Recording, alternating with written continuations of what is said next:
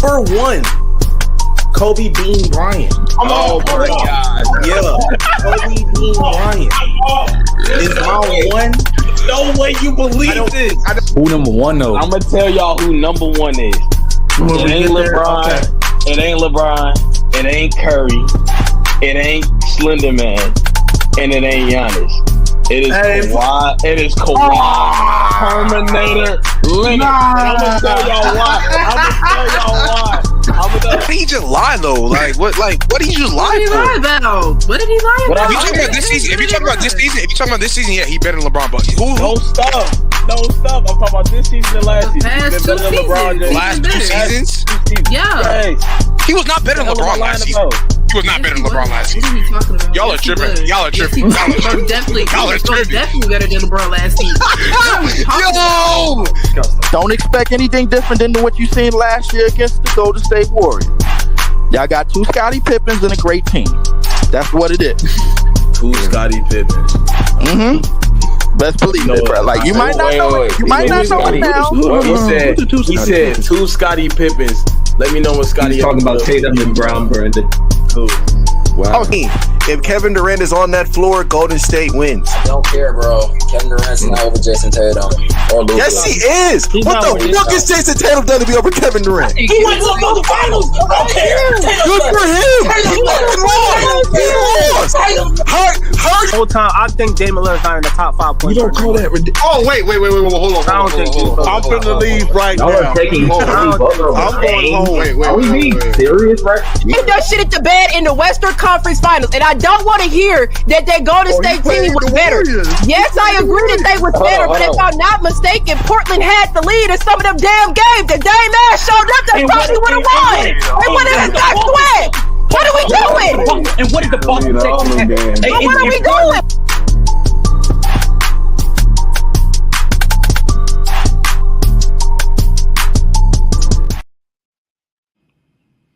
All right. Hey, how y'all like the intro, bro?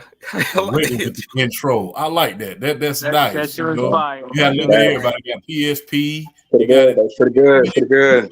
You look really. You started young, bro. You look young. Oh yeah, for sure, man. But let's get straight into it, man. Welcome to the Throwdown, man. Episode 135. Your host Ben Brandon from the block. Whoever want to call me, man. We're with another episode. Game 7 Sunday was yesterday. It was a lot of great games. 2 great games actually, and we'll talk about all that. But yo, Champ, what's up, bro? How you been? It's good, man. A good day down here in Columbus, Georgia. 81 good degrees, man. So I feel special down here, man. Good weather. Columbus, Georgia, greatest city in the world. Love it, man.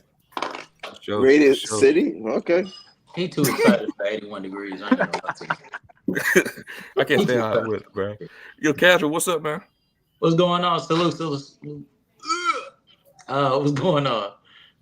Yes, sir. BRF, second time on the show, I think. Second time on the show, man. The first time was a fire show. Glad to be back on with you again. I appreciate y'all inviting me. Man, I swear to God, BRF is becoming he a household name at this point, man. Everywhere. Yeah. Well, I tell you what, we need to market it to everybody else in TikTok so we can go ahead and get the bad boy monetized so I can contribute to these funds over here. Okay. You know the business plan. Yo, Tootsie, what's up, man? Boy, Tootsie, you already know. Here from Philly, you already know. We gonna get it started. Yes, sir. Last but certainly not least, got OJ in the building. What's up, man? Well, it's good, man. Good to be here, man. Thanks for having me. Looking forward to educating you boys as usual. That's wild. That's wild. Damn. That's wild. That's I feel crazy. so- But hey, man, let's get straight into it, man. Last night, the Minnesota Timberwolves, they beat the Nuggets 98-90. Anthony Edwards had a bad game. I ain't gonna hold you, but he made it up defensively at the end. He hit a clutch shot too. Jamal Murray went crazy that first half, and in the fourth quarter, Jamal Murray choked. He choked. It was nowhere to be found. I just want to hear from y'all, man. What was your thoughts on the Timberwolves? What was your thoughts on that, and what y'all thoughts about Ant? He's the face of the league. Let me start off. I think that as far as the game itself, man, phenomenal game. And I remember saying to my buddies after after the Wolves won on, was it Friday or whenever it was, I was like, yeah, man, Denver's gonna go back home and win by double digits. They're gonna win, and it looked like that up until halftime, man.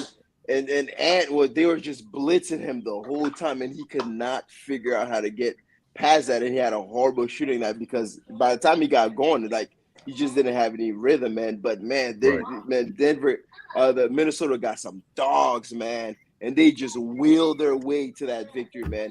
And I think the most astonishing stat out of the entire game, that's the most telling, is the fact that outside of Murray and Joker, the rest of the Denver Nuggets combined for like 8 field goals, bro. And no one outside of those two that I mentioned had more than 8 points. And you're not going to win a game that way. That was absolutely ridiculous, man. And to me, McDaniels was probably the player of the game. And I know, and in the second half, he played well, but McDaniels, man, he's going to be very, very key in terms of like guarding and matching up with Luka.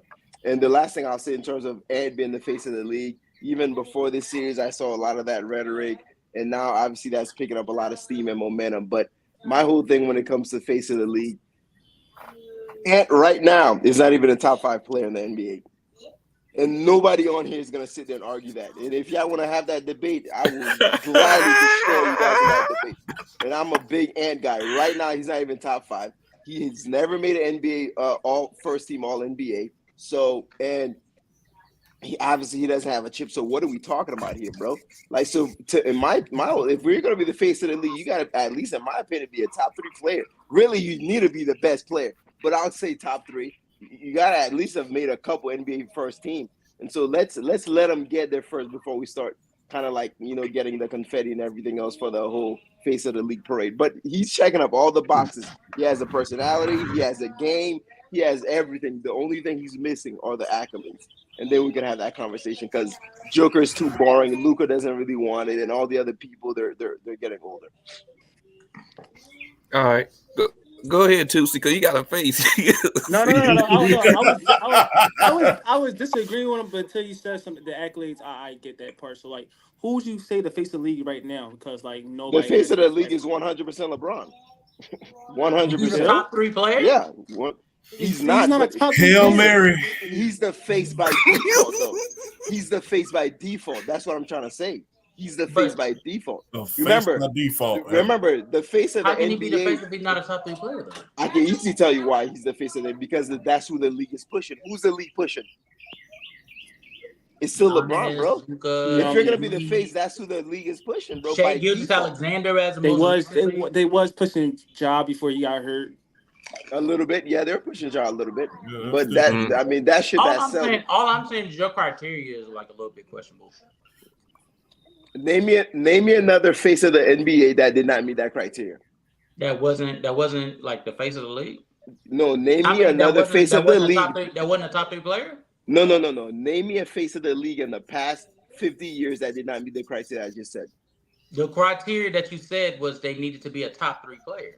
Yeah, that's not all I said. I said top 3 player, accolades in terms of like chip or first team All NBA.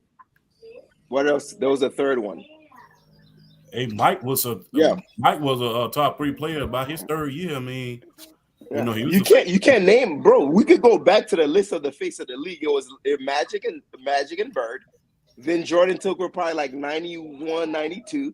After Jordan was really kind of like Shaq from like, I would say from 98 to 2003 was Shaq. Then Kobe from 04 to like 10. And then from 10 it's been LeBron. And while it's been LeBron, like you can sprinkle Curry here, you can sprinkle KD there, you can sprinkle Kawhi here and there, but for the most part, it's been LeBron. You're not gonna name me a face of the league in the past. That's just okay. I mean, when you put the All NBA first teams and stuff, that's just a unique thing. I was strictly talking about the top 3. They don't have to be a top 3 because you can be an All NBA first team and not be a top 3 player. Look at Allen Iverson. Look at Allen Iverson.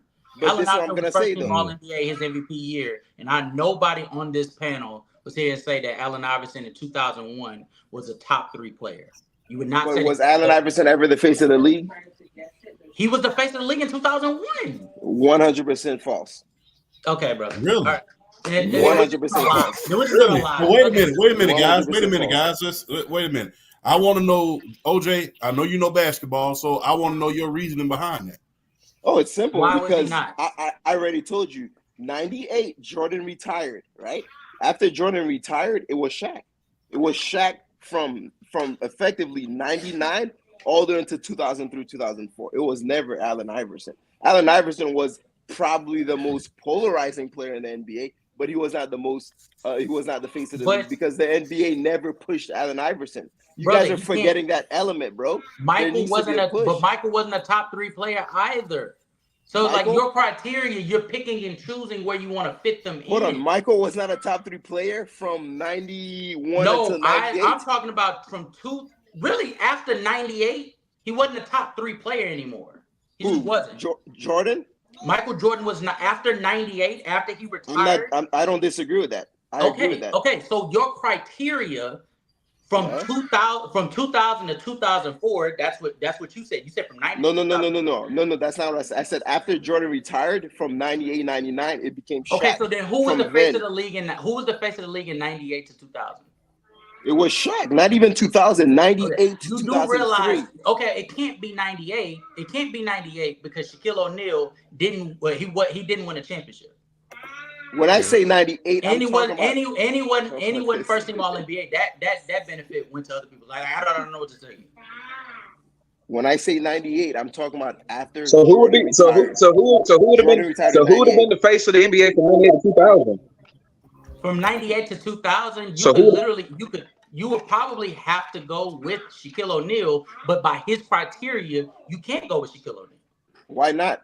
Because he doesn't fit every single box that you just literally filled out. That's all I'm saying. He probably fills out 1 or 2, but filling out all of them, that's not true. And in 2001, you definitely can't sit there and say that Allen Iverson wasn't the face of the league. Like the dude literally revolutionized. A lot of the reason why people probably on this panel have Allen Iverson in conversations that he does not belong in is due to his iconic ways and how he influenced the entire league. So there's no way you could say he wasn't the face of the league in some way, shape, or form. Just by your criteria, you're trying to box people out because they don't check certain boxes. They have to check all those boxes if that's your criteria. It's not even my criteria, really. I mean, whose criteria is it? Because it ain't. You can look at the past, but listen, this is what I'm doing. I'm not making a criteria and then I'm saying this is who fits in it. I'm looking back at the players that were the face of the league. I'm like, okay, this is what they have in common: X, Y, and Z. Hence the criteria. But again, let's go back. Let's work our way backwards, bro. Let's look at all the guys that are the face of the leagues. Every single one of them are gonna fit that criteria. That's the problem. What you want to do is you want to say, well, you know what, Edwards, he doesn't apply to those rules. No, bro, it doesn't work that way. Everybody has to. I don't have Anthony Edwards in the same comp. Like, I don't know who you think I am. Anthony Edwards is cranking up. I've been arguing about people. I've been arguing about people being inconsistent with their criteria for how they just because they want to put Anthony Edwards in conversations that he's just simply not ready to be in. So I'm not the one that you're trying to talk to. So you're arguing for Iverson. The criteria you're setting forth is inconsistent if we're going throughout NBA history. Okay, you're saying it's inconsistent. So again, I'm asking you. Name you one face of the league that did not meet that criteria, bro. I've been telling you, Allen Iverson was the face of the league. When was Iverson ever better than Shaq in his prime, bro? When was he the face of the league? Oh, you don't have to be better than somebody. Okay, if then by that criteria, when they asked you who is the face of the league currently, you should have had no hesitation in saying Nikola Jokic. You should have had no hesitation in saying Giannis Antetokounmpo. You should have had no hesitation in saying Luka Doncic. That's the inconsistencies that I'm talking about. Why? How come those guys have never been mentioned, but we're going to mention Ant? And we know the answer to the question. How come no one's ever mentioned Giannis, Joker, and those guys, but we mentioned Ant? Again, I don't know who you're talking to, but you're not talking to me because that has never been. I'm not, but I'm talking to the media that's pushing this. Okay, and the media, and we all agree that media is dumb. That's why we're all here. Exactly. Yeah. And I'm telling you that you're the face. Well, I'm not gonna go there, bro. With your criteria, you're closing out people that clear as day had some form of influence on the NBA to the degree that the NBA was pushing them as such. But this is what I'm trying to tell you, though. Morant is included in that. Nobody in their right mind would say outside of Mario. Shut up, Mario. We love you. What I'm trying to tell you is that nobody would say Ja Morant is a top 3 player. Nobody, and Ja Morant has not made an All NBA first team yet. But we would say that the NBA has pushed him to be one of the faces of the league going into the future. Zion Williamson has not gotten an All NBA. He hasn't even made it out of the first round. He hasn't even made a playoff appearance yet. But yet the NBA have tried to push him as one of the faces of the league. So your criteria is not being met, even by your logic of who you're trying to push. One of the faces is irrelevant to the face. With that logic. One of the faces is irrelevant to the face, bro. Zion and Ja and Jason Tatum, all those guys you're mentioning, they're young faces. Nobody of course they're gonna push them. Nobody said that. Of course, bro. I'll be there. I was doing the podcast right now. Okay. All right. This is the last. Let's get back. This is the last thing I'll say. I want to be very clear about something, bro. At no point in time did the NBA ever push Iverson as far as a brand. As a matter of fact, Allen Iverson, the league changed their rules and based on how people were dressed and the fact that he had tattoos and cornrows and everything. So if anything, the NBA was anti-Allen Iverson for a while, bro. They changed their entire wardrobe because of him. So you're gonna sit here and say the NBA pushed Allen Iverson, bro? Do you realize that the NBA have to give the okay on certain commercials being played during their games? OG, how many times has Reebok been able to get commercials onto the NBA? But the NBA is not going to block a player, bro. How many answer commercials did you see back in the day? I saw a lot of them. The only 2 players there were a lot. That I really saw back then. By the way, people buying Allen Iverson shoes, that helps the NBA, bro. Why would they want to block that? And so the NBA, okay, so the NBA recognized. The NBA recognized the financial gain that they could have having Allen Iverson revolutionize with the culture, with his style of play and the style that he wore coming to the court. Cornrows, tattoos. No, they were against that. Armbands. They were against that. They were against that because that had influence, and so they. Let me ask you a question. How old are you? I'm 26, brother. That okay, we could be done with the conversation. That's all I needed to know. Go ahead, bro. Let me intervene then. Champ, you're old enough to remember. This is wild. I don't know how this guy into this. This is wild. To remember, just like me, to remember to live with this whole AI thing in the league and how they felt about it in the culture. You're and I hate to pull the H card, bro. So wait, hold on, OG. You wasn't living through it, bro. This is wild. This is wild. You know what? And this is the problem. This is the problem when we get to. This is the problem when we get into conversations with people that want to use age. Like we can't go to Google and look up a fucking newspaper. That's the idiocy that we're dealing with around here. Where people are saying because you were born in 1997, you can't go back in 2024 and go on Google and look up what was Allen Iverson's impact on the culture in 2001. You can't look up the numbers that Allen Iverson was putting up as far as television numbers, people going to watch those games, the ticket sales, the NBA merch that was being sold. Like you can't go and look those things up. Bro, so you're bringing up the fact that I'm 26 years old, so I have the right to talk about this. Stick to one topic. I'm talking about Allen Iverson, bro. At the heels of the BS that he went through, coming into the league, bro, with the event that happened at the bowling alley and all this other stuff. You don't even remember. I just want to say the tattoos, the cornrows, the champ lived through it, bro. I'm gonna let you have the floor, bro. I'm just gonna say this, and then OG, you can have this. That you could have said all of that without even just like trying to minimize somebody's point just by saying that they were too young. That is some idiot shit. And I promise bro, you, your argument at got all, null bro, and because void. you're missing context. It's evident that you're missing context. Let's wind back. Let's go back. Let's go back. Go ahead, champ. Hey guys, Champ, go ahead. I'm just gonna say this one thing. Get the ball. Be on here. No, go ahead, Champ. Oh, I'm just gonna say one thing, man. The NBA, as well as this culture, started pushing Iverson to the moon the minute he crossed over Michael Jordan. And I was there. I saw it. And on that note, I'll leave it at that. Okay. All right. Hey, 2C. Back to the thing at hand. Minnesota versus the Nuggets. What's your thoughts on the game too? Seeing your thoughts on Ant and all that. It's gonna be a good game.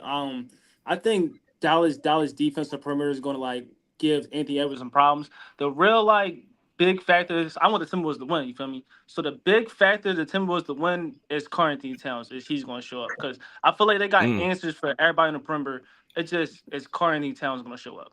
He's got to have like his best playoff series because he's having like good playoff series against the Nuggets. You feel me? Defending Nikola Jokic in the post. But he hasn't like take that shot like, all right, he's gonna be that player. He's been good, but I want him to be great. So the order of Timberwolves to win, Karl Anthony Towns needs to be that great player. Because they gonna stop Kyrie. You feel me? Hold Kyrie to some reasonable numbers. They're gonna hold Lucas some reasonable numbers because you still got Jaden McDaniels, still got Anthony Edwards, you still have Minnesota defense scrapping, getting to him. But is they gonna keep up with Dallas too, because Dallas has good defense too. Is they gonna like overcome them shooting slumps? Because once you go on shooting slumps against Dallas, they gonna put their foot on the gas, not like Denver. So, order the Timberwolves to win, we need Karl Anthony Towns to actually be great in this playoff series. All right, BRF. Okay. I gotta follow a lot of this stuff. Okay. All right. So, okay. Well, first off, I want to shout out Sports PSP. We did our podcast like before the Minnesota Denver series started. I said my X factor was Karl Anthony Towns. He needed to have like a 20-10 series. It wasn't 20-10, but I mean 19-9 is about as close as you can get, and making a kind of impact. So I feel like the X factor of that whole series for me was Jaden McDaniels. Not just from his defense, but not just from his defense, but his ability. His shot making was just his scoring was just like unreal, and just I don't feel like they win that series without him basically being like their number 3 scorer pretty much. I don't think they win that series without him just his ability to not only defend like the team's best player, but being able to still get you points, be able to hit threes, and just kind of like, it's for me it was just the whole spacing of the Minnesota Timberwolves and what they were offering to be able to put on the Denver Nuggets. I just feel like it was. To put up like another 20 something in Game 7. You can't say enough about what Jaden McDaniels did. As far as this series coming up, I know everybody's looking at Luka, everybody's looking at Ant. I think for me, going into this series, I'm gonna give a slight edge to Minnesota. Just simply because even though it's not just necessarily like the guys at the top, it's everybody else. I feel like Minnesota's a little deeper, and everybody can play and everybody can defend. It don't matter who it is. Everybody can play defense. So I feel like as a whole, I give an edge to Minnesota because they bring a little more to the table defensively, and as far as their depth as well. Even though PJ Washington did ridiculous things for Dallas up against OKC and getting some contributions from other guys. Josh Green did a little something. I just feel like Minnesota brings a little more to the table depth wise, and right now, early, I'm gonna give them the edge. All right. Yo, Golden and T, what's up, man? What's up with y'all? What's good? How you doing, man? I ain't seen you in a minute, man. Doing good. It's been a while, Golden. Sir. Yes, sir. But hey, what's your thoughts on the Timberwolves Nuggets game? What's your thoughts on Ant? Is he the face? Of the league? Look, I'm gonna say this. That whole series, I ain't been able to talk to y'all boys about that, but like that whole series, come on, bro. So it was an elite series.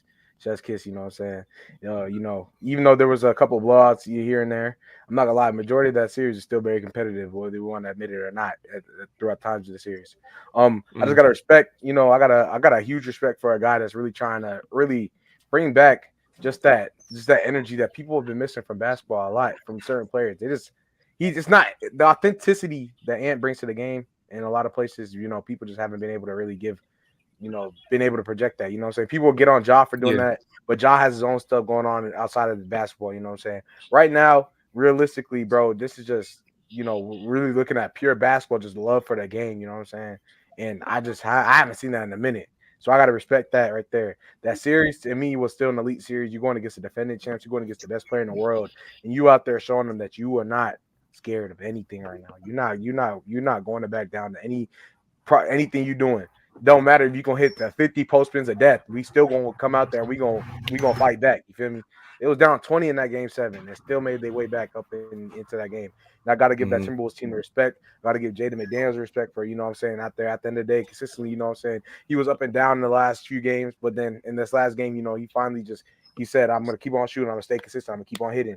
And that's what happened. Them Nuggets really came out there early in the game, doubling Ant, what I'm saying, going ahead and attacking Cat to make him to not be as effective as a scorer.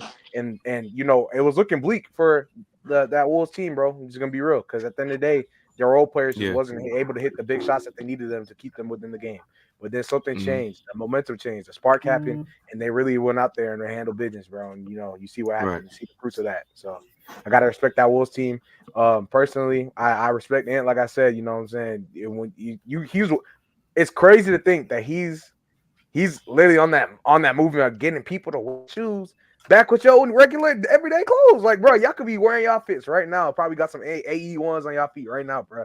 Like, you just gotta respect that, man. So it is what it is. So let's really give some praise to the Timberwolves team, man. Go ahead, T. I think that out of all the series that we've seen so far, this is the best series that we've had all postseason. This is a great battle. I did have the Nuggets winning, but Ant really this whole playoffs period, Ant really showed who he is, and he's here to, do what he need to do to, go far. As far as him being the face of the league, he can. I just don't think it's right now. Who's your face of the league, T? I still think it's Giannis. I still think it's Giannis. Okay. Giannis or even Jokic. Okay. So all right. I thought it was gonna be your guy Luka, but I ain't know. I ain't gonna be biased. Yeah, I ain't gonna bias. That's another person who can, because like everybody, not everybody, but like there's certain people who have face of the league, potential, but it can't be everybody. It has to be that one person. I think Giannis is still that guy. Jokic probably. Okay. Either one of those two. Honestly, though, I just feel like the league hasn't still been trying to push Giannis's, just presence in terms of really being that face of the league. Like the main thing I've seen recently for Giannis is really that commercial that he's doing with Caitlin Clark. No, it was actually Kelsey Plum, my bad. But other than that, him and his brother, so I really don't see much of them really trying, and rightfully so. It's the playoffs. The Bucks aren't in it no more, so you understandably so you wouldn't really be seeing a lot of Giannis. But even in the past, like guys like LeBron, who was a superstar, LeBron would be up the playoffs. They still posting about LeBron, bro. I'm just not seeing that same stuff. I just want y'all to know, as far as commercials, bro, Chris Paul got commercials more than anybody else. Just right. Throwing that out there. That's only one variable. So that's what I'm saying. Superstardom is I think superstardom goes with all that. But that's what I'm saying. And just being the face of the league. So I personally, I feel like Giannis himself, we already know who Giannis is. He's that guy, you know what I'm saying? But at the end of the day, I just don't feel like at the moment like they really are trying to like push him to be like the top guy in the league. Like this is the guy that y'all gotta go beat him to be, our face of the league. They haven't been doing that, and they haven't done that in a minute. So. Yeah. Right. I mean, to be honest with you, I don't think Casual, you said your thoughts? Not really. Real quick, I just want to say I don't think the NBA really is trying to. I think the NBA is trying to steer away, or that is my theory. I think NBA is trying to steer away from like really trying to push that one face of the NBA. Like they made the mistake with LeBron, because I mean, even when Steph and KD were clear as day, like on the up and coming, even with them trying to push them more in like the endorsements and stuff like that, you still had LeBron that was just like he was overshadowing all that they were doing. And so I think that coming into this era, I think it's nice to see that players like Giannis, Jokic, Luka Doncic, Joel Embiid, Shai Gilgeous-Alexander now, like those players they're getting the opportunity for them to be able to showcase their personalities and stuff like that, and sort of leave it up to the fans on who they decide to rock with and stuff like that. So it's more versatile or more subjective on who you think is your face of the NBA. You know what I'm saying? Like it's multiple faces. And so I think that that's a cool little thing that they're doing. Do I I see where you're going with it. Do I think that they probably have a little bit of xenophobia in the media? Absolutely. I think players I think media's like First Take, Undisputed, First Things First. Do I think that those dudes have to have some xenophobia in for how much they try to push an American, a Jason Tatum, an Anthony Edwards before they even get to the top three of the NBA, like Giannis, Luka, Jokic, or Giannis, Joel Embiid, and Jokic? Absolutely. But I think we're in a social media era at this point. It's really not impacting as much as people feel originally. As much as people thought that it was going to impact us or influence us into like thinking the way that they think, I think that we're getting to a point of where the NBA community, especially people around our circles, they're not falling for like those idiotic conversations that they're having. We're forming an opinion of our own. You know what I'm saying? Yeah. And so I think I feel like you know that's really what's going on. But as far as this series gone, I'm with you. This is very easily the most entertaining series we saw. I would argue second would be the New York Knicks versus Philadelphia 76ers series. I'm with you. If you love defense, if you love basketball, just like that series, X's and O's, it was pure genius the way that Nick Nurse and Tom Thibodeau was finding counters to be able to muzzle Jalen Brunson and Joel Embiid's impact and sort of leave it upon the others to sort of decide the series. And so I would lean more towards Philadelphia Knicks series, but this would very easily be number one. The only thing that I have a problem with is where's the people that's been praising Jamal Murray's praises? Who's the people that feel like Jamal Murray was better than DeJounte Murray? I literally just did this on my show like a few hours ago on Vandy Sports Debates. Please make sure to go and subscribe there. Jamal Murray was getting hate messages because I said that Jamal Murray isn't better than DeJounte Murray. I said Jamal Murray is not better than Trae Young. I said Jamal Murray isn't better than De'Aaron Fox. I said Jamal Murray isn't better than Kyrie Irving. I said Jamal Murray isn't better than, I'm trying to remember some other faces. Damian Lillard. I said Jamal Murray isn't better than those guys. Only person that I said that he was better than from the questions I was asked was Darius Garland, and I got hate for that. But are those players making the obvious miscue as the lead guard of let me take 27 shots, game 7, when the game plan that got us up 3-2 in the first place was so obviously running it down to Jokic at the free throw line, making Rudy Gobert step up and capitalizing on Aaron Gordon being in the dunker spot? Was that not the way that they got up 3-2 in the first place? So you're blaming the game on that's pretty much how they ran on. That's pretty much how they ran all year. I'm blaming Mike Malone and Jamal Murray. Because how about the Timberwolves just tighten up on defense? As the point guard, you have to be able to recognize those miscues, or you have to recognize what needs to be done for you guys to be able to, one, get the offense in. Because a large reason why they lost was because the third quarter, they couldn't buy a shot. But a lot. But that wasn't only them, though. That wasn't only them. That wasn't only him. That was an entire Nuggets crew. Come on, man. No. It wasn't only him, but I'm saying, was he not initiating the offense? So look, sorry, to that point. No, he wasn't. Right? I want you to acknowledge this. Was he not? So he didn't come down the court with the ball. That's not initiating the offense. Initiating the way that the Denver Nuggets basketball team works.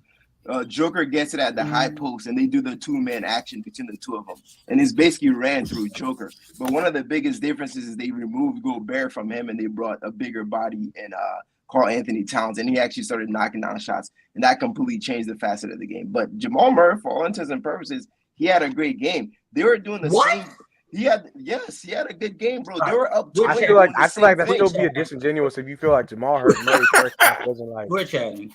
Jamal Murray's first half was still that was a great first half. Come on. Okay, you can have a great first half, but when we get down to, I'm talking about where they lost the game. They lost the game in third. Let's factor in the guys. Let's factor in. It's not only Jamal Murray and Jokic though. That's the thing. Nobody said that. No. I'm saying, but look, hold up. Just follow me. The thing is, what we're doing right now, we've noticed that this Nuggets team fell short especially in the second half, right? Jamal Murray lost steam coming out the break, right? So when they got back in there, Jamal Murray, he scored like the first 7 points, but really after that, it was hard to find buckets. Nikola Jokic was sitting out there. He was shooting the threes, which we want. You at the end of the day, he deserves blame as well. You know he can shoot. We all know he can shoot, but right there, he just wasn't hitting. Right? Let's just be real. Michael Porter Jr. He literally is a key, not an X factor, but he's a key to them winning that game. If he doesn't even go 3 for 12, right? Let's just say he shoots regularly and goes 4 for 5. But that's not what happened. I know it already happened. It already happened. That's what I'm saying. But look, let's follow me. These things, those factors factor into why they win games. Michael Porter Jr. being able to basically shoot anything that you give it to him off the dribble or off the catch, no matter what, is a huge factor into why they're winning success. You don't have those shooters, your shooters like KCP and Michael Porter Jr. are knocking down the shots. Your game is the Nuggets game is much harder. I agree. Aaron Gordon being playing out his body like he's Kobe Bryant all of a sudden. That junk it didn't happen in that game, right? But he didn't have to play out of body. See, and a lot of times when I mention this, a lot of people are talking about, well, what did you expect? You expect for him to continue to shoot lights out from 3? Nobody's saying that. I'm saying Aaron Gordon, that's not how the Denver Nuggets got up 3-2. He's a big reason why. No, it's a big reason why. It was him spacing the floor was adding icing on the cake. The main source of why the Denver Nuggets were beating the Timberwolves was because they were out rotating the Minnesota Timberwolves defenders. They forced Rudy Gobert, the rim protector, to step out into the free throw line, where Jokic would drop it off to Aaron Gordon routinely. But routinely, I could argue right now that they did the same thing. Hey, let me finish. Go ahead. And so what I'm saying is, if you're Jamal Murray, when you're talking about actually getting the ball to Jokic in the high key, that right there, that's on Jokic as the playmaker that we know him to be. Yeah. You have to realize what's been working for you all this series. But as far as Jamal Murray, you have to get him the ball in the first place for him to do that. And then in Mike Malone's case, how do you in timeouts not tell them to adjust the offense when they're cold as ice at that point? All right, how do you not try to capitalize on Aaron Gordon? Because Aaron Gordon still was getting the same opportunities. Jokic was standing out to the 3-point line, and so that made it so much easier for the Timberwolves to be able to defend him because they know they don't have to deal with his playmaking coming out of the post. Now, the reason why I feel like that is the case was because they attacked him all series in the paint. They forced him to be in actions. They forced Nikola Jokic to play defense, like old heads typically say that's the best way to beat the Denver Nuggets, to put Jokic in as many actions as possible. They did that. And so I feel like by game 7, he was just tired. That being said, though, this game could have kept being going at the pace that it was by the end of the third quarter had you literally just made that minor adjustment, going to what was working for you. Wrong. You're wrong, bro. You're wrong. That's not the case. It's like you're trying to come off as this basketball savant and X's and O's. No, bro. It's not that deep. At the end of the day, check this out, bro. At the end of the day, Minnesota's guys, bro, especially the bench, they stepped up big time in the second half. Denver did not. It's as simple as that, bro. You're trying to make this complicated. Oh, this and X's and no, nah, bro. We're watching the same game. Minnesota, they wanted it more. They had some dogs, bro. Defensively, they was getting at that ass, bro. Denver was not. They didn't want it as much. It's that simple, bro. Outside of Murray and Jokic, bro, I'm gonna educate him, bro. He needs to learn. You're gonna get this work today, bro. All right, outside of Murray and Jokic, they had 8 field goal attempts, bro. 8. That's it. Want to know why? Because every single time the role players got the ball, they would go back to Murray. They would go back to Jokic. They didn't even want it, bro. Going back to the two guys. They kept going back to the same two guys, bro. But on the other end, you have McDaniels playing very well on both sides of the ball, bro. Like, Cat had one of his best games, bro. Like, and finally, a big key thing that happened, even though Ant shot terribly, they were blitzing him, bro. He found a way to find the open players, bro. In the first half, he could not. Every time they blitz him, this dude didn't know what to do, bro. That's all they was. Not even only did he not know what to do. It's not that he didn't know what to do half the time. It's not even that he didn't know what to do half the time. There was other times. There was other times where he'd get the ball to Nikhil. Nikhil's not knocking down the shot. Them role players were just not consistently being able to provide the offense that they needed to. It literally is reassuring them, saying, "Just continue to do this, bro. We're gonna get there, right? We're gonna get we eventually gonna get it, right?" But at the end of the day, what really happened is they had to keep on going. And eventually, picked up the offense. They picked it up. Unlike the Nuggets team, which, like you said, you're saying Jamal Murray is attacking downhill. And, he's not doing the same things that Jokic was doing, right? But the thing is, Jamal Murray in the first half, I don't know what else you want to ask from a man, is going to give you 25 points, straight buckets the entire game. And while this team is going down worse and going down the toilet bowl because they're not able to find any option to stop him, he's shooting difficult shots, making them. You got guys like Aaron Gordon, which you didn't want to acknowledge to me, in my opinion, the way it sounded like. But Aaron Gordon in those other games, when he's over here providing those 25 points were key. It is what it is. Those 25 points that Aaron Gordon was giving you on 10 for 12 shooting, on some of the most efficient shooting from a lot of players in these offs, those were key. And he wasn't able to provide those same things anymore in terms of just shooting the ball in general. You could have him on the back cuts all you want. He's always going to be there. Jamal Murray, I recall multiple instances of Jamal Murray doing similar things at him at the guard position, finding Aaron Gordon, because he's getting Rudy Gobert to step out the paint.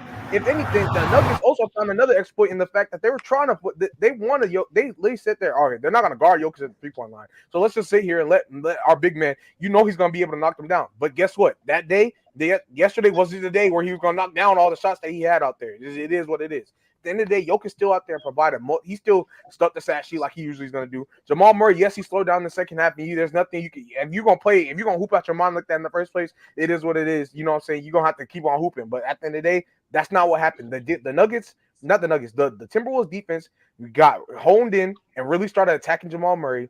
Anthony Edwards, even though he wasn't a huge factor that as in the scoring output offensively, he was doing a lot of everything else. He was really handling, going to attack Jamal Murray and making sure that he couldn't get the same shots that he was getting in the first place. At the end of the day, you had guys like Jaden McDaniels going out there, and after he's out there on defense, hustling on defense, he's back there on offense, and he's providing the buckets that you needed him to provide, so that way they can go. Because they didn't see that. And don't forget about my dog, Big Nazaire. You know what I'm saying? He's out here big flip, big jelly. You know what I'm saying? He's out here giving them every single thing that they do out of the 6-man, bro. So the Nuggets, those Nuggets role players, it's not only on the 2 stars. You know what I'm saying? And you can find a way to blame it on Jamal Murray, but them Nuggets role players was definitely not there either, in my opinion. They definitely weren't there, because to make that game even more competitive, if they were there, that game is even a harder, steeper competition. But guess what? MPJ didn't show up. KCP wasn't in playing his best basketball, you know what I'm saying? And Aaron Gordon wasn't shooting the magnet ball that he had in the first 4 or 5 games, bro. It is what it is. That's just the fact. It's nice that both of you guys are like. It's nice that both of you guys wanted to get on your knees real quick for Minnesota, but I just want to let you guys know. I wanted the Nuggets. I said the Nuggets were going to win the chip. I wanted Minnesota to win. It doesn't sound like it because you ain't listening. At the end of the day, just because I have somebody who want to win the chip doesn't mean I want them. Doesn't mean I want them. If you actually listen to what I said, I quite literally told everything that you said. You repeated exactly what you said a little while ago, and I agreed with everything that you said. The Denver Nuggets role players did not show up. To be quite honest with you, they haven't showed up most of this postseason, if we're being quite honest with you. Outside of Aaron Gordon, KCP has been pissing me off with the way that he is just like turned into Andre Roberson in 2024. Michael Porter Jr. is pissing me off with the shot selection and the fact that at this point, we just have to come to a realization. The A button or the X button, depending on whether you play Xbox or PlayStation, that don't exist with that nigga. That nigga only knows the square button. I don't know. But everything that you've pointed out, I don't disagree. Even the big what? Twisted his head, I don't disagree with you guys. All I'm saying is we have to also hold the Jamal Murray situation accountable. You can say all you want to say about the first half, but as the point guard, especially Jamal Murray, that I have come to even defend as of last year, you have to look at him and say, bro, the decision making, understanding where you are at the certain point of a game, you have to make that adjustment. Mike Malone, you being the head coach that all of us have been singing praises for, how you're one of the only coaches that make adjustments on the fly, you have to make that adjustment. Jokic, even though you're tired, obviously, you have to find a way to make your playmaking like be more impactful, because you being at the top of the key does not help the Timberwolves, does not help your case against the Timberwolves, when we understand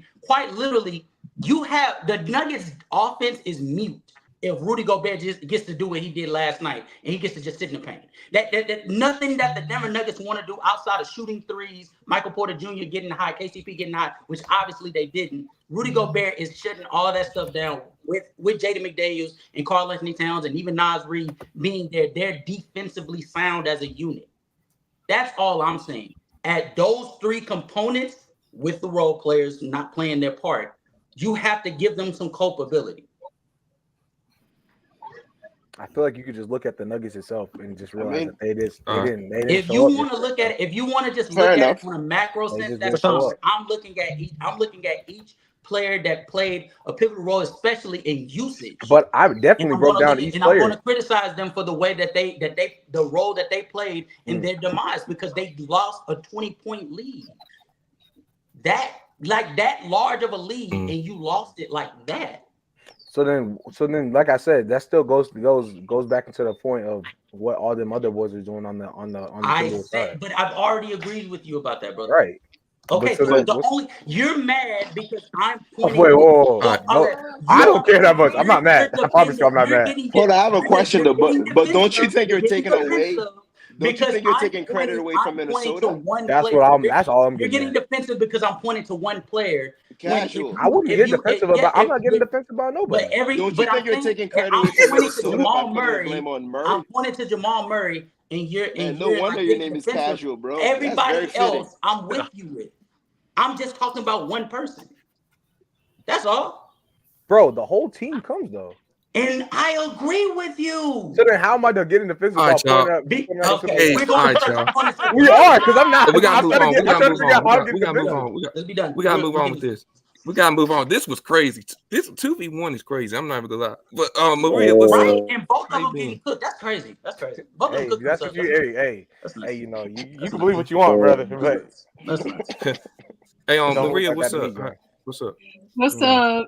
Hello, everybody. Good. Hey, you came just in time, Maria, because we really about to talk about the Dallas Mavericks right now. So they moved on. They moved on. They go face the Minnesota Timberwolves. Maria, I'm gonna start with you. What's your thoughts on Dallas? You know, Kyrie Irving did what Kyrie Irving was supposed to do in this series. He might not have done it offensively, but defensively, and actually, yes, offensively, because his playmaking was very good, and we saw it. We saw the leadership that Kyrie has had in the playoffs in general, and we saw it come to life in that OKC game. I had Dallas winning, but to be honest, going into that series, I did feel like OKC was the better offensive and defensive team. And in that series, they clearly had the best players. But SGA is just not ready for the moment. So, you know, everybody. What? Oh, Mario. No, let her cook. Keep cooking. Keep cooking. Go ahead. Oh my God. Go ahead, Mario. But you know, the free throw merchant himself ends the series off with a free throw. That is wild. That is wild. To win the series. He just it's baby steps with him. He's still, you know, this is his first time in the playoffs as the leader, so it's gonna take some time with him. It's just, but I like I still had us coming out, and I'm just glad that we won because we got to stop asking what has Kyrie done since Bron. You're a Mavs fan? Me and Kyrie. I'm a Kyrie fan, so I'm a Mavs fan by default. Bad. So, yeah, that's all I'm gonna say. Okay. T, this your second squad. I'm gonna let you go, T. That thing is nasty. Love to see. How's it nasty? What you mean? Oh man, I'm so glad. We finish it. Well, not we. I can't even say we. But you know, Luka gonna shut these haters up real soon. Just wait on it. You know, everybody who I talk to on the daily be giving Luka all the smoke because you know he wasn't performing how he's supposed to, but they forget that he's playing injured. I keep trying to tell them that, but yet he still comes through for his team. And shout out to everybody else, especially PJ Washington. He don't really get shouted out like he should. Shout out PJ Washington, man, because you be cooking. As far as this series go, I got the Mavs winning in 6. Thunder held their own, number 1 seed. Nobody expected that at all this year. They really overachieved, so they really shouldn't even be mad at this, first and foremost. So big shout out to them, youngest team in the league. They got a bright future ahead of them. But as far as this series go, I got the Mavs in 6, going to the finals. And, you know, the rest is history. All right. Go ahead, OJ. All right. So I want to say that, in my opinion, the X factor in this last series was PJ Washington. As Maria stated, and rightfully so, Kyrie did what he was supposed to do.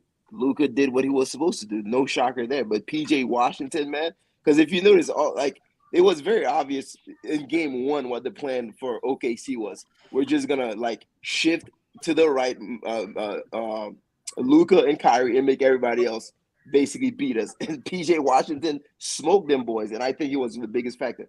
But the problem is, there's this guy, the same guy that gave Kevin Durant such a hard time before they swept the Suns, man. I think he goes by the name of McDaniels, man, and he's gonna give PJ Washington a very hard time, and that's one of the matchups I'm most looking forward to. And I don't think PJ Washington has as good as a series, and so really it's gonna come down to Luka and Kyrie scoring wise, if they can match up with Ant and oh my goodness, I'm having a brain for right now. Carl Anthony Towns.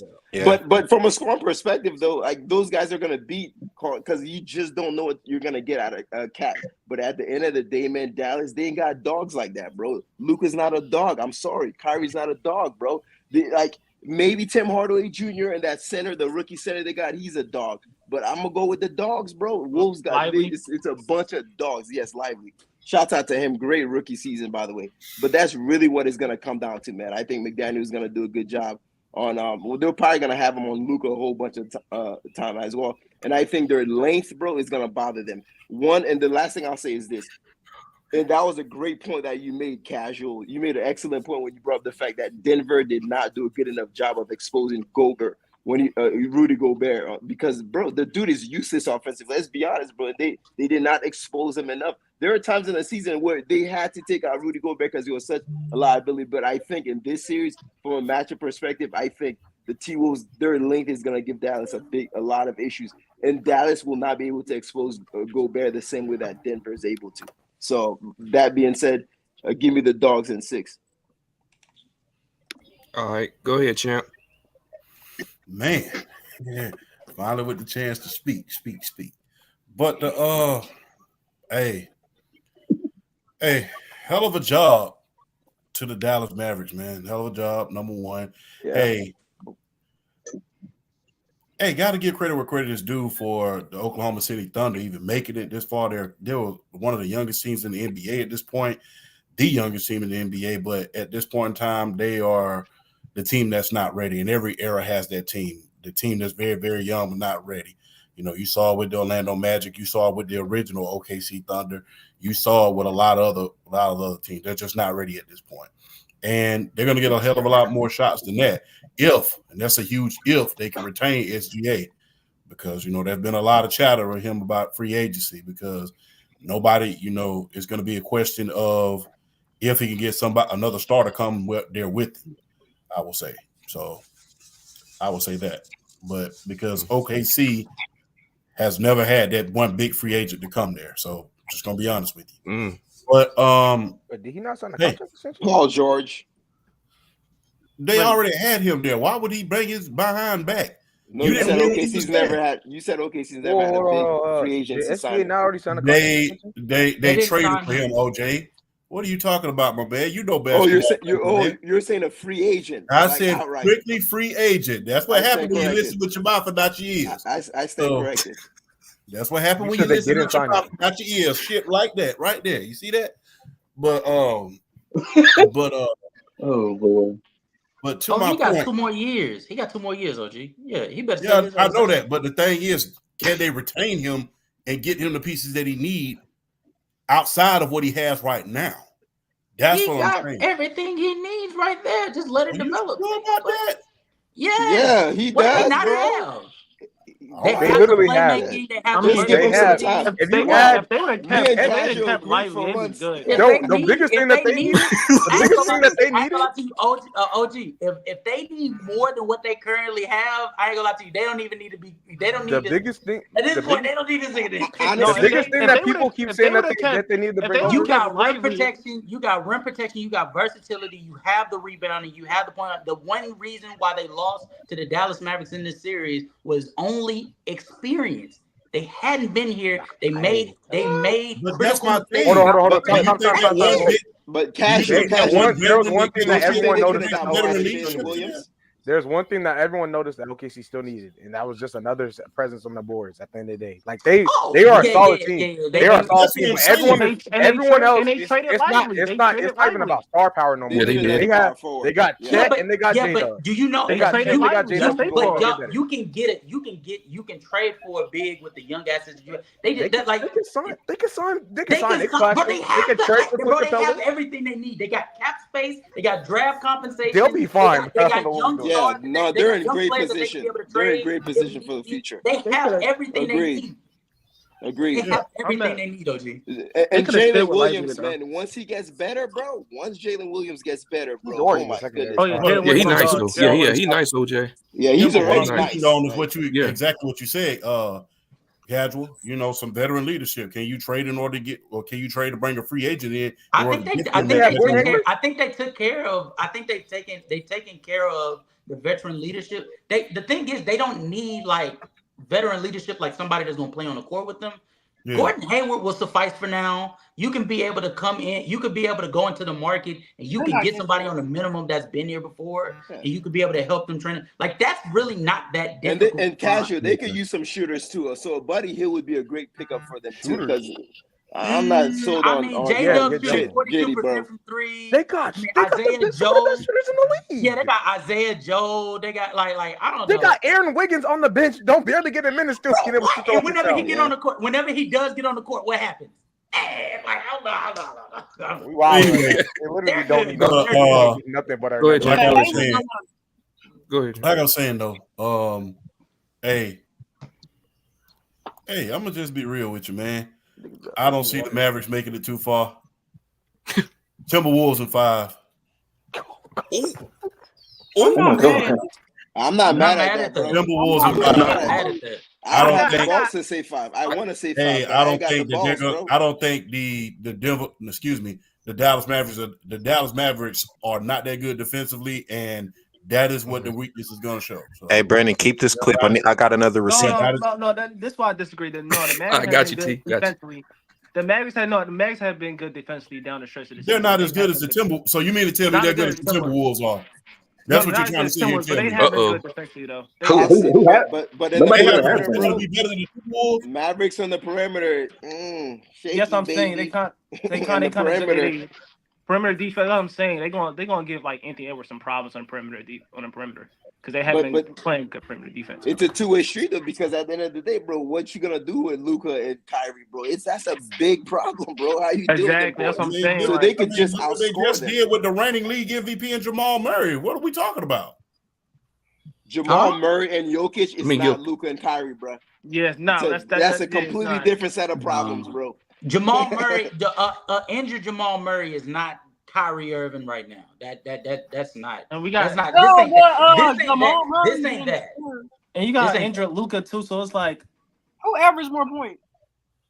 I mean, yeah, but I mean, Luka led the I'm league with in you, and points. that's why I Like think. 24. No, I'm asking Jamal or Kyrie. I'm asking between them two. Between them two, what? I think Kyrie. I'm pretty sure, but not only whoever's more points. Murray's not a bona fide scorer like that, bro. He can score, but I mean, I'm pretty sure right, Like, especially with the series that Kyrie just had, I'll probably say Jamal Murray averaged more points. But the efficiency is not the efficiency is like night and day though. Like Kyrie Irving is shooting like Kyrie Irving. People don't realize. People were talking about how he wasn't even being that aggressive until like towards the back end of this past series. Kyrie still shot 40-some% from three this year, this series. Yeah. Like and he's shooting lights out. Really, this entire postseason. Hey, casual. I got a question to the panel. Is this the best we've seen Kyrie in recent years, or can y'all think of another year? Actually, no, I would say so, just because of the defense. Recent years, yes. The defense he's providing. Well, how recent we talking? Like, I mean, the last 6 years. The last 6 years? Yeah. Oh, since 2018? Yeah, obviously. Yeah. Since he's left Cleveland, I could honestly say personally. Yeah. Yeah. Nah, I ain't gonna lie to you. I ain't gonna be that nasty. Should have never left. I ain't gonna be that nasty. That's why he left. Hey, two. So you got what's your thoughts, man? No, I already said it. I already got the Timberwolves in 6. Okay. All right, BRF. Got another receipt. And clip that. You can keep them doing. Fuck you. Well, you better get a couple more. You can keep them. Well. He's about to have another receipt. He's about to have another receipt because I'm picking Minnesota too. But get another one. There we go. Another receipt. I feel, you'll live. You'll be okay. No, honestly, but to be real though, I feel like the matchup that's really going to determine a lot as far as how this series is going to go, is going to be Minnesota's front court against Dallas front court. I feel like that's going to be the matchup that's going to dictate the flow as far as how this series is going to go. Because I mean, we know what we're going to get from the perimeter guys. We know at least from with Ant going up against Luka and Kyrie, we know what we're going to get. I feel like the front courts are going to be like really the determining factor here because I feel like basically, I think to some extent it's going to come down to some bully ball in some cases from the aspect of who's going to out. From who's going to out rebound who's going to out rebound. This is where I give the edge to Minnesota because of the length they have in the front court. This is where I give Minnesota the edge because I just don't feel like Dallas's front court. I don't know. I just feel like, I mean, you got PJ, he can't shoot the three, but will it be able to?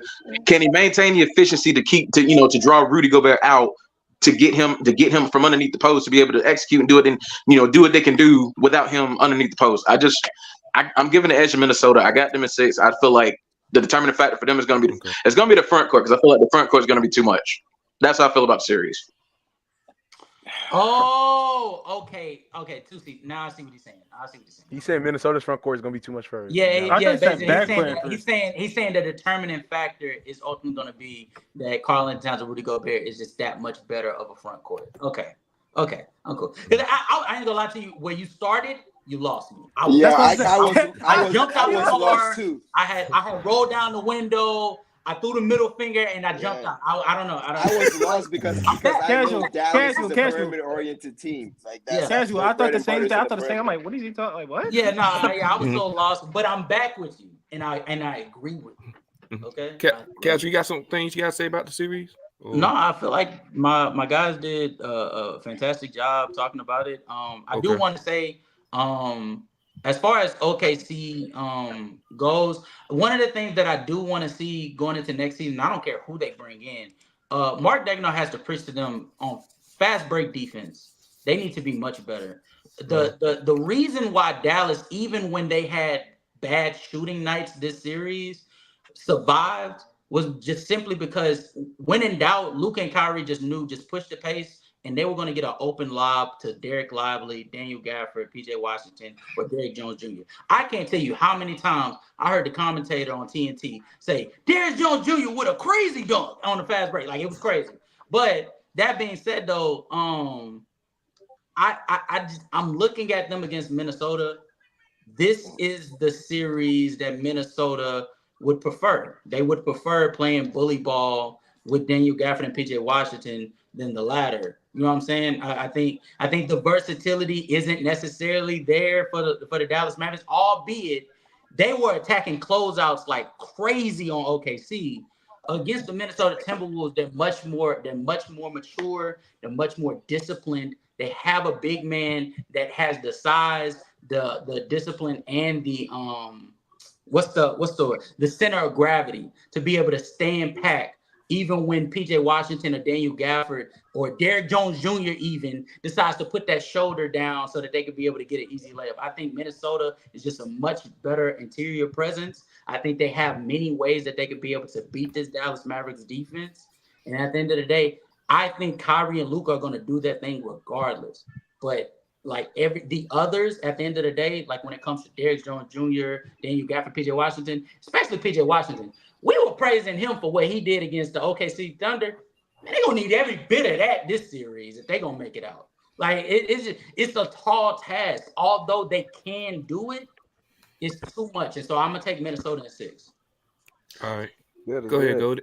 Hey, bro, I'm just go ahead and say this for one. We should be seeing a game 7 today. Like I promise you, we should. I got robbed. Yeah, we got robbed. We should be seeing the game 7. For one, that was a bad call. None of y'all acknowledge that. I don't care what y'all say. That was a bad call. Now, he did not foul. It was marginal contact in the air. He literally had marginal contact. It was a foul. He didn't release the shot yet. It was marginal contact. Hold on, go there. If you hit the ball, and then you're swiping down, that's literally called marginal contact. SGA admitted that it was a foul. Of course he's gonna say that. Of course SGA is gonna say that because at the end of the day, the game's over. But I promise you, that to me, that was not a good call. No, man. And then they plenty of times the star will literally go to post game conference and say, but he's you know who SGA is. SGA, his teammates even called him out for being humble. But forget all that. We should still be seeing the game 7 today. It don't matter. Don't matter. We should. I agree. Personally, I wouldn't have challenged that. Just like Denver, they were up big too. I wouldn't have challenged that. I personally wouldn't have challenged that call, and I would have called a timeout. You know, advance the ball and see if we get a shot off of 2.5. Because at the end of the day, realistically, in my head, it's like you leaving it up to the rest, they're gonna really say yes or no to saying that was actually a foul or not. So personally, I'm not doing that. I'm gonna let him shoot his 3 free throws automatically, no matter what. Because if we lose that challenge, he's gonna shoot it anyways. So I want our team to have the chance to at least shoot a shot that could either lead to a game winner or tie the game. Y'all get the point. But I'm just let y'all know now. PJ Washington, what he did last year, y'all don't want to acknowledge it, bro. Mark Dagnall literally sat there and died by the fact that he wanted to let PJ Washington shoot. The Timberwolves are not doing that. I promise you they're not. They are not doing that. That's a fact. They are not losing. They're not going to lose to PJ Washington of all people. But not only that, their defensive strategy is not going to be the same. It's not nowhere near. They have the dogs to actually guard Kyrie. They have all the defenders in the world to be able to handle that. They can rotate down to even if they have to put Nikhil Alexander-Walker in the game to make that happen. That's exactly what I was about to say. It will happen. So don't worry about that. The two main offensive initiators on that team, Kyrie and Luka. Kyrie, you know what I'm saying? You're gonna really have to hound them boys. Like you see what they did to KD and Kyrie when they was on the Nets. It was really only them two, and then Blake Griffin and a bunch of other guys you had to get the ball to. Make sure if you go and attack them and make them not be able to get the ball into Daniel Gafford, Derek Lively's hands, and being able to do that, and you're already gonna be able to guard their shooters. Y'all offensive firepower on the Timberwolves isn't as high as I'd like it to be, but it still should be enough for you to be able to beat that team, in my opinion. The Mavs are definitely a very sound defensive unit. They're one of the best defenses in the NBA. But realistically, I think a guy like Cat can definitely exploit their defense, in my opinion, personally. And so they're going to have to find a way. They're going to probably make a bunch of rotations. But I just don't think it's going to work out in the favor of the Mavs to be able to win that matchup. So I really just think the Timberwolves will beat them in 5. Personally, go ahead, chalk it up as another one of your receipts. Y'all trying to convince me, bro. I don't know. Realistically, I don't think they have enough to handle to be able to really go and attack it. Like Derrick Jones Jr., we didn't even talk about him either. But he's been playing a very great basketball. He stepped up great, especially the 3-point shot. Yeah, for sure. And then what I'm saying, his defensive capabilities too. So they're gonna send PJ, they're gonna send Derrick Jones Jr., they're gonna send them Matt Ant, they're gonna find a way to attack Cat that same way. and basically to give Cat tough look stuff that he doesn't want to be put him in uncomfortable situations. But I just don't think that they're going to be able to do it well enough. And I feel like Chris Finch through Mike Inori is going to be able to make this stuff happen. And I honestly believe that the Timberwolves are going to be they're going to be outmatched for them. No. I'm telling y'all right now, don't be surprised if you see Jason Kidd turn to Tim Hardaway Jr. to down on that hill. Because you got to go for maximum floor spacing at a certain point in this series. The putback wouldn't have counted, by the way, gang. Even regardless if they counted the foul or not, that putback wouldn't have counted. Because I'm telling you right now, the best way I see Dallas being able to like compete with Minnesota, do not play their game. Do not try to play bully ball with them. The best bet. Oh, they won't. That's a soft team. The best bet is to surround Luka with maximum floor spacing. That includes Kyrie. That includes PJ Washington with the way he's playing. That includes Tim Hardaway Jr. Bro, but I swear that joke is fake, bro. I swear it's fake. It's fake. That joke is not real. Bro, I don't care what y'all say, bro. Let Nickeil Alexander Walker just sit out there and just guard him that whole. He's not doing nothing. I'm with you. Bro. I don't believe it, but I'm telling you, if I'm Jason Kidd, I gotta put him on the floor. That joke is fake. Bro, you see, look. If I'm Jason Kidd, I'm telling the Timberwolves, nigga, you saw him against the Clippers. You saw him against OKC. You want to take that bet, nigga? You want to take that bet? And then even against the Clippers, it was nowhere near as bad as what OKC did. It was nowhere near as bad. It definitely wasn't as egregious. But you know what's funny? When the Clippers decide to double down on PJ Washington's floor spacing, guess what happened? That opened the door for Kyrie to attack closeouts when Luka gave an opportunity. That's the thing. I don't think that you're not doing none of that with Minnesota, though. No, not. Look. To factor this in, let's just be real. These guys are gonna get Luka and Kyrie. They're gonna get their buckets. This is not it's still basketball, but the Timberwolves gonna make it the most difficult it can possibly be for them to do that. But go to though. I'm telling you right now, I would not be surprised if Luka finished this series with probably one of his most inefficient scoring series. He's gonna score a lot of points, but I would not be surprised because Jaden McDaniels. He's gonna take a lot of shots getting now. With that, Jaden McDaniels with that front line, right? That causes so much trouble, especially with Luka being injured with his knee and his shoulder problems. Like that hampers him because he can't even get the separation. I don't know if y'all watched him in that OKC series. He can't get the separation to the point to where he has to overly rely on his high post creation. Right. And so I will say this though, man. That's playing. Go ahead, OJ. If the game gets close, man, and I'm talking about like fourth quarter, 3 minutes left, man, I'm always gonna favor it to the Mavs because Luka and Kyrie's ability to score and get buckets is far outweighs Ant's ability. And who else other than Ant? Who else can you go to Minnesota like, okay, go get me this bucket, and you have a high degree of faith? As of are we talking? And I agree with you, OJ. That's why I said their firepower, their offensive firepower. People know it's close, bro. If the game is close, bro. So far, I think they're doing it by committee, bro. I think they are doing it by committee, but casual, wouldn't you say though? There's gonna come a point in time where it's like, bro, we need a bucket. It's not Ed, like someone get us a bucket. So I don't know, but I agree with you. To be honest with you, if you asked me if they were going against the Boston Celtics, I might be with you. But against the Dallas Mavericks, I don't think they have the requisite pieces. I don't think they have the requisite pieces to stop Anthony Edwards from what he specifically wants. I agree, bro. To me, they're in like a similar look. The Timberwolves in terms of like just offensive output, and the Mavericks are in a very similar situation in terms of like, okay, well, we still have two main guys that's going to be able to do this, right? Yeah. We don't really have but the difference for me is like, okay, you have Tim Hardaway Jr. that can create his own shot in time, but aside from that, right? Aside from him, just let's move down. Who are you really? These guys have to be set up for those situations. The Timberwolves, on the other hand, you could say that with the guys like NAW and who else? Who else comes in for them? I'm really. You probably say Naz Reid to a certain degree. He can even create his own shot though. But not the way he playing this postseason. Not the way he playing this season as a whole. Yeah, he could create his own shot to me in his own time. And I'm telling you this. And you saw a glimpse of it with the series against the Denver Nuggets. Mike Conley is going to play a piece of a role as far as getting the ball to where it needs to go in a timely manner against the Dallas. Because one thing that I am pleased with the Dallas Mavericks that I think is going to translate to this series, their rotation skills. Their rotation skills have been impressive from the Clippers series to the OKC Thunder series. That being said, though, Mike Conley has been playing out of his mind as far as making the right pass on a consistent basis. It's just they check all the boxes. Mike Conley cooking. They check all the boxes, but for me, one of the biggest things, bro, it's how is Dallas gonna respond when they start playing with these dogs, bro? Like, you guys remember game 2? You guys remember game 2, the Wolves versus Denver? Like, you guys were just clamping out of this world. How are they gonna react? Because no offense, they're more of a finesse team. Dallas is. I mean, they have a little, like, in their front court, they got a little bit of dog in them. But man, it's like, so I'm very much looking forward to how they respond to that. For sure. So look like at T down there. in the similar last thing I want to say right now. Last thing I want to say in a similar aspect, like I said, when they got their two guards over there in Matt Dallas. I feel like it's always going to be a little bit tougher when you got a big and a guard that's doing that, and then they're going to give you offensive output.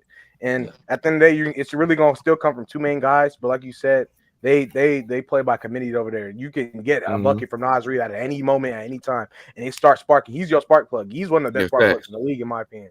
Or so, you could get a post fade away from Rudy Gobert. I don't know. Yeah, that took us crazy. Hey, Mario T, I'm sorry, T. I see you taking off that jersey. I saw you take off that jersey because Fluka ain't gonna get it done. But I'm sorry, man. Y'all Mavs rolling in here right now, bro. Let's move on. Okay. Hey, so we can all agree that Celtics in 5, right? They winning this series. Why was that? Yeah, let's. I don't know why we even talk about this. Talk about it. Celtics in 5. No, stop. It's Celtics in 5, bro. Stop. And I'll be honest with you, bro. To be honest with you, it really should be a Celtics sweep, but I don't really trust Celtics like that, bro. They be losing some BS games. They have I was about to say the same thing. Celtics don't take that's the only reason. I was about to say the same thing. By any miracle, if Indiana pull this off, they deserve all the slander. Not Tyree. Pascal's going to get you. Okay. Oh, wait. Pascal has been the best player on this team this entire. He's not lying. That's true. That's true. I don't know, but we talking about making the right play. You see what happened last game, right? Like talking about making the right plays, playmaking. Like, so we're not going to acknowledge that Josh Hart had abdominal strain. We're not going to act like the injury. Yeah, we're not going to act like OG Anunoby didn't come back with a hamstring. With a half a hamstring. We're going to act like Jalen Brunson didn't have a broken hand by the beginning of the second. Like we're gonna what are we doing? But casual. Quick question, guys. I have to ask this question. I have to. I don't want to. I have to. Is Tom Thibodeau to blame for running his players into the ground like he did in Chicago and many other teams? He literally does this every single year. That's one of the most that's one of the most overrated narratives I've ever heard. No, I'm just that's why I'm asking. I'm answering you. I'm not saying that you're saying that. I'm telling you that in my opinion, that's one of the most overrated narratives, bro. It's ridiculous, bro. Particularly in this. You think that's a narrative? No, it's not a narrative, bro. It's a fact. Bro, Tyrese Halliburton went on a fast break to lay the ball up.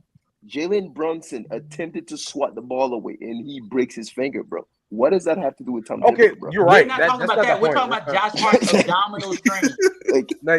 But even then, bro, I'm sorry. Bro, your body and wear and tear is gonna happen no matter what. So he could have did anything. Watch, he could have landed his foot. Probably could have fractured too. So let's just get that out of the way. But realistically, bro, you gotta factor that in, bro. I'm sorry. Tom Thibodeau is notoriously known for playing any of his star players, if not all of his players, a high amount of minutes. And yes, he's getting high productivity out of players like that. That's why he gets players like Josh Hart, Dante DiVincenzo, all these high energy guys that somehow, for some way, can play 82 games in 43 minutes a year in every game. So they average 43 minutes a game. You know what I'm saying? So he gets those players, but I'm not gonna lie, bro. That's kind of. But Goated, watch this. Goated, watch this. It's a catch-22. Want to know why it's a catch-22? What up? If he doesn't do that, the Knicks are not as good as they are, bro. It's exactly catch-22, bro. The reason why the Knicks, by the way, bro, shout out to them, bro. They far exceeded expectation, in my opinion. Yeah, fact. And obviously, they got a lot of tough breaks. But for some of the very reasons, bro, they accomplish as much as it is because of the high usage of these plays and things of that nature, bro. So- like some Knicks play, Treylon Burks, they should have played him more, bro. In the regular season, he was cheeks, bro, for the most part. Yeah, he had a decent game, like last game or what have you. But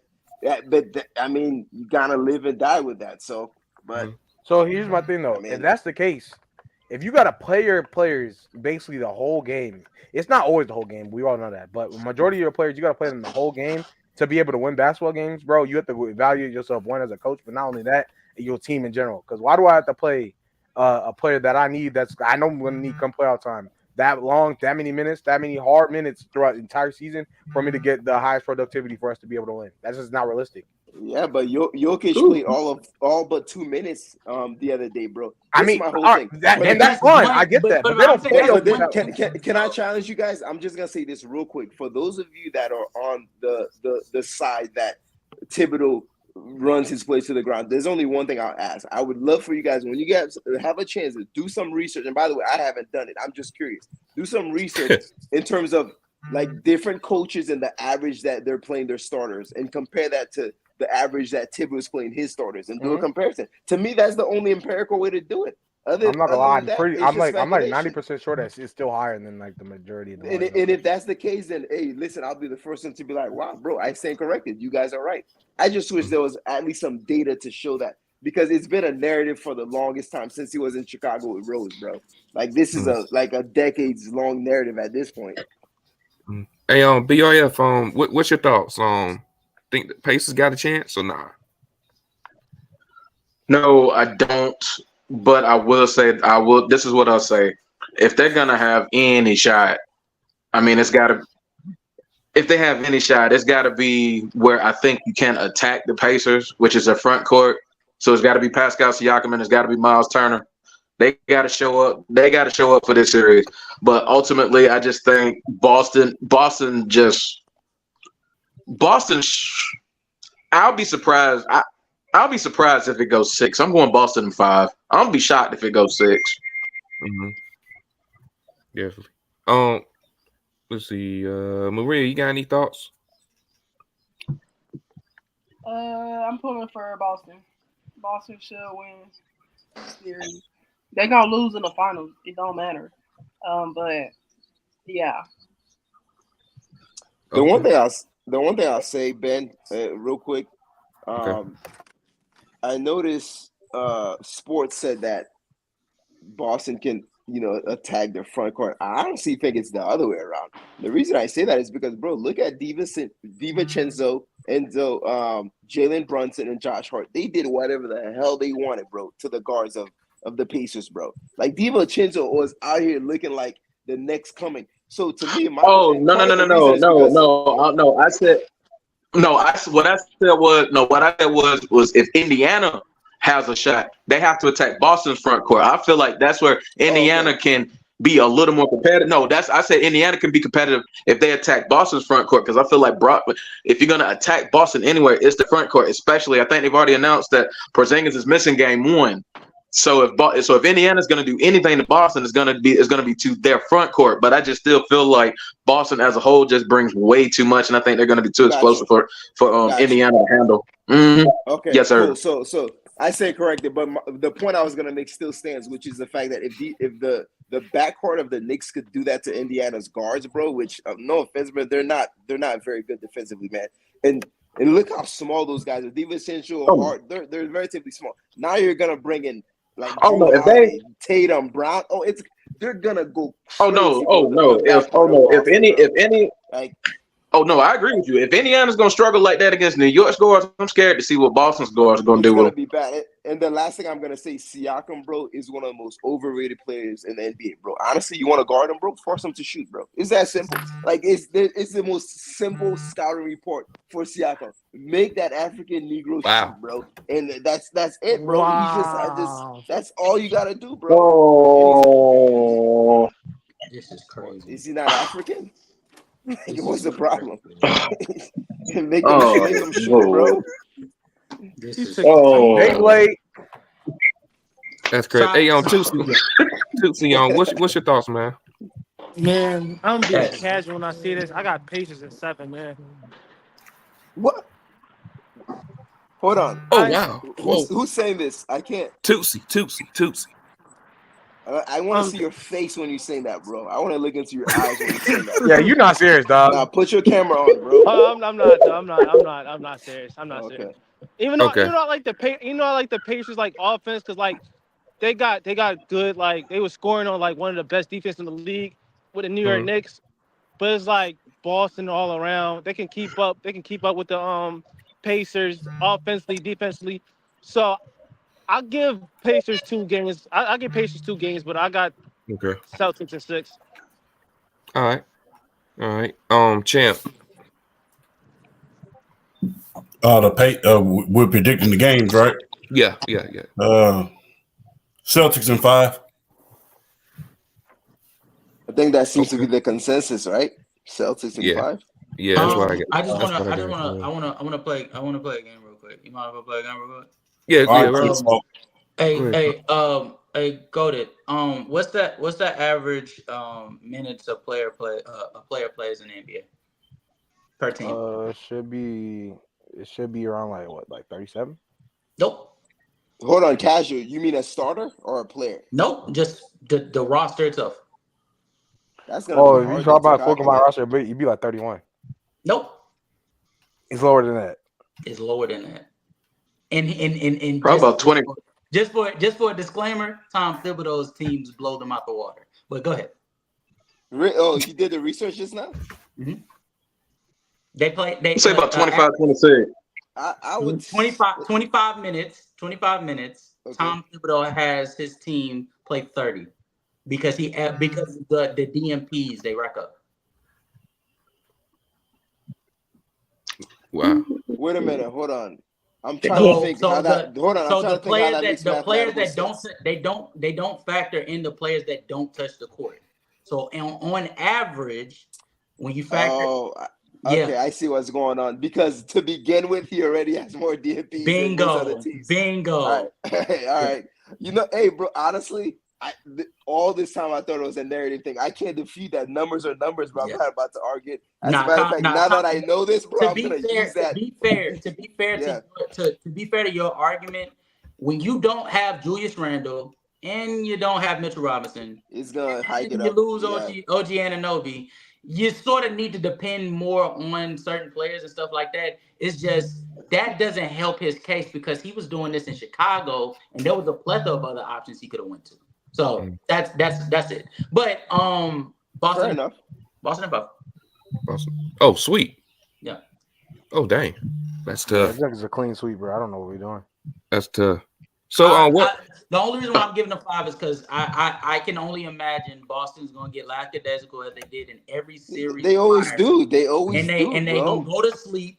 Tyrese Halliburton and Pascal Siakam gonna have a virtuoso, and then they're gonna wake the fuck up and they're gonna finish the last 2 games on strong. And I guarantee you, bro, if the Pacers win a game, it's gonna be on the road for whatever reason. Boston seems to play better on the road. I don't get it. There's always that game too. Never fails. All right. So last question before we head out is a little quick one. Who y'all got in the finals? So who y'all got? I think most everybody's gonna say the same thing. Minnesota and Boston. Yeah, Minnesota and Boston. I think most people will say that. Okay. I got Minnesota. I got Minnesota, Boston. And Marie, who you got? Dallas, Boston. Of course. Like Kyrie Irving's gonna average 30. Of course. We gonna find a way to get we're gonna find. Okay, Kyrie's gonna find a way, right? Yeah, the whole team gonna find a way. Yeah. Mr. Top 10. Like we found a way against OKC. Like you found a way against the Clippers, right? Exactly. All right. I gotta respect it, man. Champ. Respect it. Minnesota versus Boston. Minnesota in 6. Okay. All right. Tootsie, who's your finals? I'm gonna Minnesota, Boston. I'm gonna stop playing. Minnesota, Boston. I'm gonna stop playing. All right. BRF. Yeah, I gotta go Minnesota, Boston. All right, cool, man, cool. But all right, y'all, man. That includes the end of the show.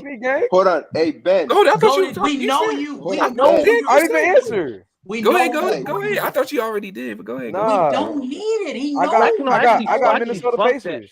Actually, fuck that. Pacers in Minnesota. I heard what. Cool. You see, I agree with him. Fuck all that, bro. Fuck all you that. Agree.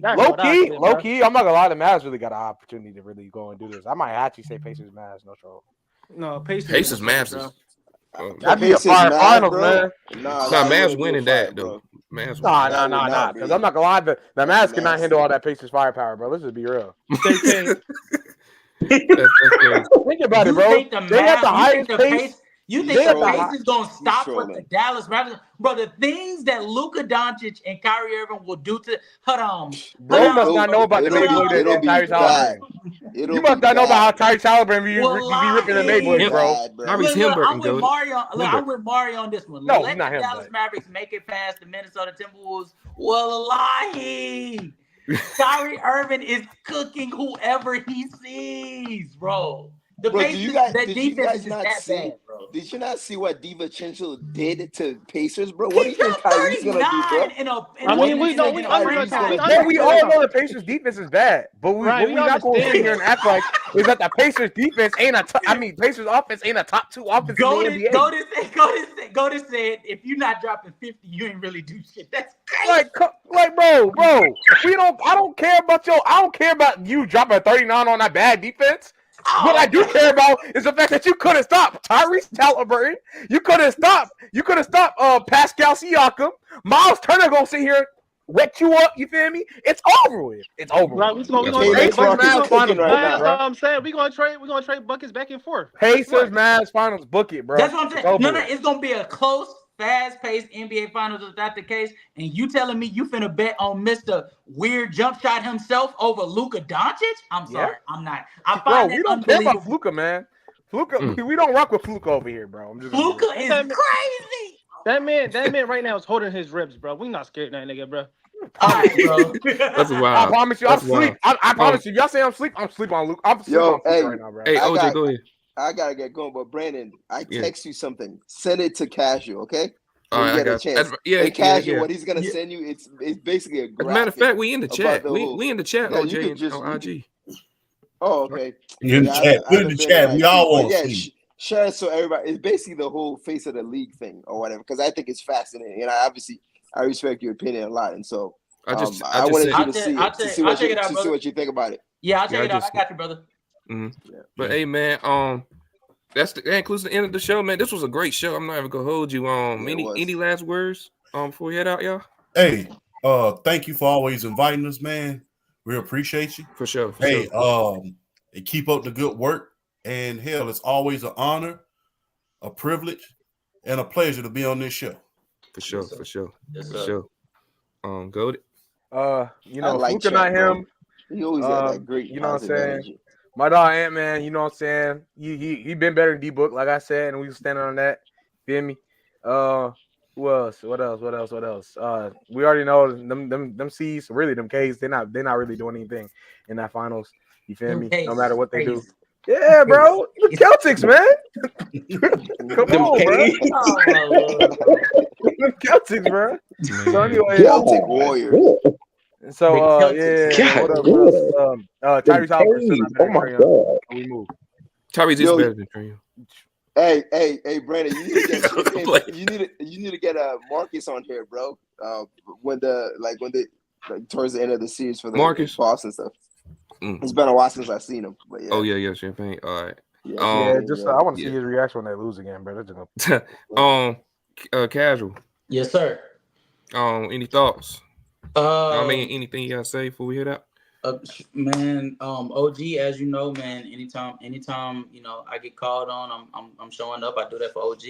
I do that for Miss Maria. I do that for BRF, and I damn sure gonna do it for my brother Brandon. So I thank you so much for inviting me on the show. Please make sure to go and subscribe to this channel. Please also make sure to go to Vanity Sports Debates. Make sure to hit that like button on whatever video you choose to watch, because you want to shit on me.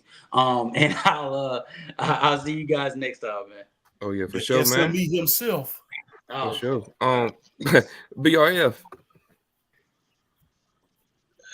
Hey, Brandon, I got to tell you, man, it's been this is my second time on the show. I had fun. I've had fun with you both shows. you definitely doing some good work with this podcast, man. I got to give it up to you, man. This just nothing but fun, and this. I mean, I honestly to not talk as much as maybe I'm accustomed to talking. This was probably some of the most fun I had just listening to everybody kind of chime in and give their opinions on that whole face of the league thing. I really didn't get a shot. I really didn't get a chance to kind of put like my opinion on it, but I just thought it was fun listening to everybody. But everybody made good points. So definitely an honor and a privilege being on the show. For sure. Tootsie. You already know. Thank you for having me on this show, man. I should be coming back on the show a lot. Oh, yeah, gotcha. All right, and Damian Lillard is fucking ass, bro. Just want to add that on. Not top five. Not top five. Not top. Is he top 10? He top 10? He's like 8 or 9. All right. OJ, you say your last words? Hold on. Am I muted? Yeah. By the way, so Casual is bugging. I wanted to say that, man. Jamal Murray is definitely better than DeJounte Murray, but that's for another day or whatever. Everything else you I'm a Hawks fan, by the way. But yeah, you're a Hawks fan. I'm sorry to hear that, but yeah, but what you mean? We got outside coming through, man. We got supercharged AD, so I'm not tripping. Ain't nothing in Atlanta's popping right now, bro. So or the state of Georgia City is. That's always popping. Wait, what about the Braves? What about the Braves? You know, KOD, all of them popping. What about the Braves? Baseball's still a sport. That's like it still goes on or whatever. Nope. We ain't finna do that. We ain't finna do that. Baseball my sport. We ain't finna do that. Just because y'all don't like it, don't mean it ain't sport. We ain't finna do that. Go Yankees.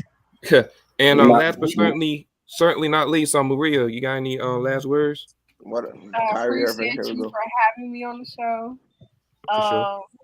My socials, I go live on my YouTube. Maria knows this. I talk all sports, not just basketball. And once again, I'm gonna keep saying this until it happens. Ja Morant MVP season loaded. It's in the works. He working. Jump shot coming soon. Everything about to be on par. We're gonna stop having certain discussions with his name because people be playing with it. And Kyrie about to get a ring without LeBron, so we can stop saying. That's all I gotta say. Thank you. For sure. But hey, man, for all the people here, make sure y'all hit the like button, hit the subscribe button. Till next time, we are out. Peace. Falcons 12-5. Put away the guns, Ja.